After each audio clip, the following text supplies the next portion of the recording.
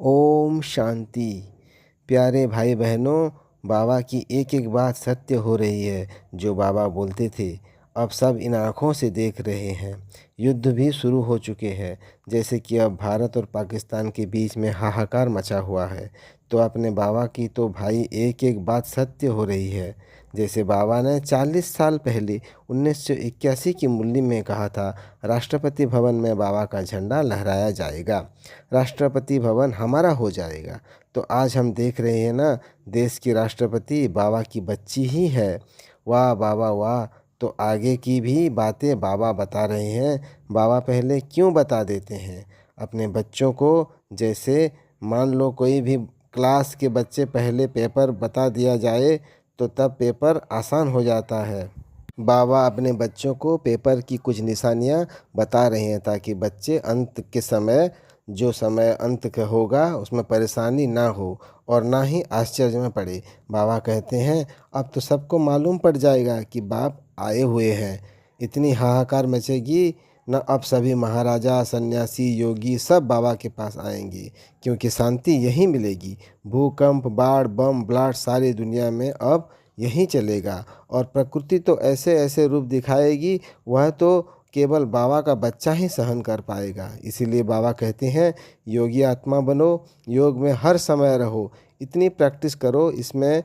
अब कोई बच्चे कहते हैं बाबा हमसे योग नहीं लगता, जो होगा देखा जाएगा। पर यकीन मानो नहीं देखा जाएगा, क्योंकि विनाश का समय बहुत हाहाकार वाला होगा। तो क्यों हम अपनी बुद्धि व्यर्थ में लगाएं।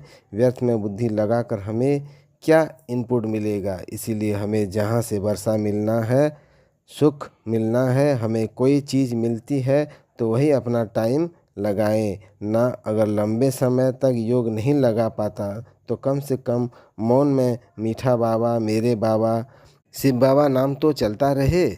बाप की याद तो ना छूटे, बाप की याद हर पल बनी रहे, क्योंकि विनाश के समय में बाबा ही हमें संभालेंगे। इतनी भयानक स्थिति हो जाएगी कि हम अपने घर के गेट तो छोड़ो, खिड़कियां भी नहीं खोल पाएंगे। बस योग बल से ही ऐसी स्थिति में टिक रहेंगे। अब कई बच्चे कहते हैं कि बाबा तो डराते रहते हैं। अरे बाबा की पॉजिटिव साइड देखो। बाबा ने अपने लाडले बच्चों के लिए पहले ही पेपर को आउट कर दिया ताकि उनके बच्चे परेशान ना हो। जिसके दिल में हमेशा बाप की याद रहती है, तो जैसे नदियाँ बिना चाह के समुंदर के पास अपने आप चली जाती है दौड़ती हुई, ऐसे ही बाप की याद में रहने पर सारे सुख भी अपने आप दौड़ते हुए आ जाएंगे।